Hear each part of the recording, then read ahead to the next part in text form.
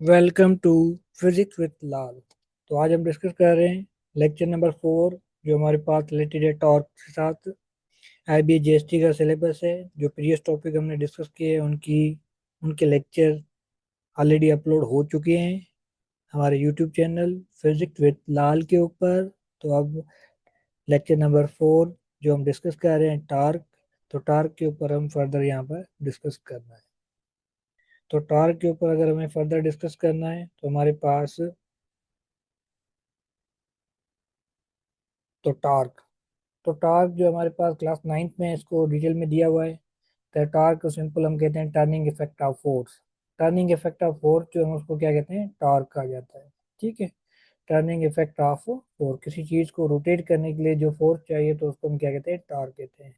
या ऐसे भी कह सकते हैं कि कैपेबिलिटी ऑफ फोर्स, मतलब एक कैपेबिलिटी है, एबिलिटी है फोर्स की किसी ऑब्जेक्ट को रोटेट करे अबाउट एक्सिस। एक्सिस एक पॉइंट होती है जिसके ऊपर कोई चीज रोटेट हो सकती है, घूम सकती है। तो उसको हम कहते हैं axis of rotation, the point where the body can free to rotate. जैसे अब ये हमने एक सर्किल बनाया, तो इसका एक सेंटर होता है जहाँ पर ये चीज क्या करती है, उसके अराउंड घूम सकती है। घूम सकती है तो मतलब हमारे पास जैसे अब यहाँ पर हमने ये एक सेंटर है इसका, इस सेंटर से जैसे ये यहाँ पर हमारे पास सेंटर से ये क्या है, रोटेट हो सकती है। अगर ये रोटेट हो सकती है it mean it has torque. मतलब ये हमारे पास क्या है, इसका ये हमारे पास क्या एक्सिस ऑफ रोटेशन है। Axis of rotation, extra rotation उस पॉइंट को कहते हैं जिस पे जो चीज इजीली रोटेट हो सके। The point where body can free to rotate, एक ऐसी पॉइंट जिसके ऊपर बॉडी जो है इजीली रोटेट हो सके, तो उसको हम क्या कहते हैं, हमारे पास एक्सेस ऑफ रोटेशन कहते हैं। तो टार्क में हमारे पास एक पॉइंट होती है जिसके ऊपर वो चीज रोटेट करती है, तो उसको हम कहते हैं हमारे पास टार्क। तो इनको अगर डिटेल में और थोड़ा सा जाएं तो टार्क जो क्या है, द क्रॉस प्रोडक्ट है, cross product of force, cross product of force and moment arm. इसमें क्या होता है, मोमेंट आर्म होता है। एक आर्म होती है जिसके ऊपर वो चीज रोटेट हो सकती है। अगर रोटेट हो सकती है इट मीन्स हमारे पास, जैसे फॉर एग्जाम्पल जैसे ये स्पिनर है। अब स्पिनर को आप देख रहे हैं कि यहाँ पर आपके पास जो स्पिनर है, यहाँ पर देखें ये हमारे पास क्या स्पिनर है। अगर ये स्पिनर जो है इसके ऊपर यहाँ पर ये यहाँ से लेके ये हमारे पास एक्सिस ऑफ रोटेशन है, यहाँ से लेके ये जो डिस्टेंस है यहाँ तक एफ तक, ये हमारे पास कहलाती है मोमेंट आर्म। ठीक है, जिसको हमने इंडिकेट किया किससे, डी से। मतलब सेंटर ऑफ नट या बुलेट से लेके हमारे पास ये जो टोटल जो मुफासला है इसको हम क्या कहते हैं, डी। डी भी रिप्रेजेंट करते हैं, आर से भी रिप्रेजेंट करते हैं। डिफरेंट बुक के अंदर आर भी रिप्रेजेंट किया जाता है। ठीक है, आर या डी जो भी यूज करें। और यहाँ पर हम फोर्स अप्लाई कर रहे हैं, तो फोर्स की वजह से ये क्या कर रहा है, जो नट या बुलेट जो ये क्या कर रहा है, रोटेट कर रहा है। तो टार्क जो बेसिकली फोर्स और क्या है, मोमेंट आर्म की प्रोडक्ट। अगर ये दोनों की प्रोडक्ट है तो टार्क को हम रिप्रेजेंट करते हैं किसके साथ, टाउ के साथ। किसके साथ रिप्रेजेंट करते हैं, टाउ के साथ हम इसको रिप्रेजेंट करते हैं। एफ क्या है, फोर्स है, डी क्या है, डिस्प्लेसमेंट। उसके अलावा जो है हमारे पास ये हमारे पास मोमेंट आर्म भी वेक्टर है, फोर्स भी वेक्टर है, और क्या है, टार्क भी। क्रॉस प्रोडक्ट का मतलब ये है जब दो वेक्टर मल्टीप्लाई हो रिजल्ट हमें वेक्टर मिले।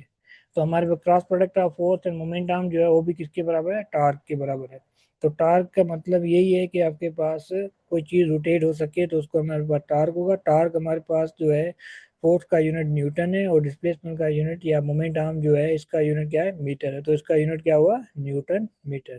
तो न्यूटन मीटर जो क्या है, यूनिट है किसका, हमारे पास टार्क का यूनिट है। जैसे हम फोर्स अप्लाई करेंगे तो ये बॉडी क्या करेगी, जो नट है या बुलेट ये क्या करेगा, रोटेट करेगा। इसको इसी तरह डोर होता है। अगर हम डोर का एग्जांपल लें तो डोर के एक साइड एंगल पे जो है फिक्स होता है इसे। तो इसको यहाँ पर हमारे पास हैंडल लगा होता है जिससे हम क्या है, डोर को इजीली ओपन या क्लोज कर सकते हैं। तो मोमेंटम इसमें कौन सा हुआ, डोर वाले केस के अंदर।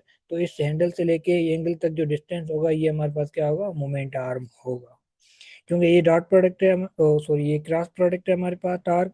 तो टार्क जो डिपेंड किस पे करता है, टार्क जो है वो डिपेंड करता है आपके पास फोर्स पे भी डिपेंड करता है, एंड डिपेंड करता है मोमेंट आर्म पे डिपेंड करता है। मोमेंट आर्म बढ़ाओगे तो टार्क बढ़ेगा। मोमेंट आर्म पे भी डिपेंड करता है। उसके अलावा जो है हमारे पास है, ये एंगल पे भी डिपेंड करता है। किसके दरमियान, angle between force and moment arm. हम जो फोर्स लगा रहे हैं उसमें यहाँ पर एंगल कितनी है, 90 डिग्री है। तो 90 डिग्री जो है ये इसको क्या करी, रोटेट करी। और उसको अगर वेक्टर के फॉर्म में देखें तो हमारे पास जो टार्क है वो बेसिकली ऐसे लिखा जाएगा। टार्क जो है हमारे पास इसको हम ऐसे लिख सकते हैं हमारे पास, हेलो। तो फर्दर जो हम डिस्कस कर रहे हैं हमारे पास जो टॉपिक है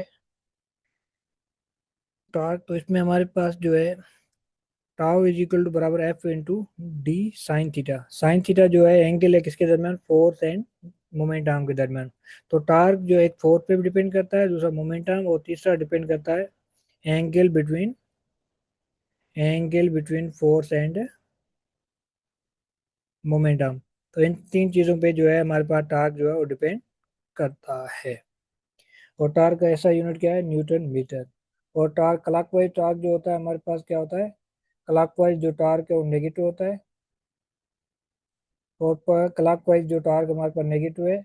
और हम एंटी क्लॉकवाइज जाएंगे तो हमारे पास पॉजिटिव टार्क होगा। रोटेशन, रोटेशन अगर हमारे पास क्या है, एंटी क्लॉकवाइज है तो हमारे पास टार्क पॉजिटिव होगा। अगर हमारे पास क्लॉकवाइज है तो हमारे पास टार्क जो होगा क्या होगा, नेगेटिव होगा।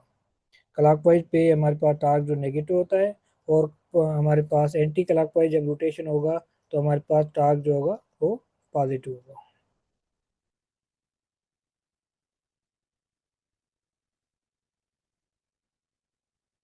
Okay, thank you for watching physics with Lal.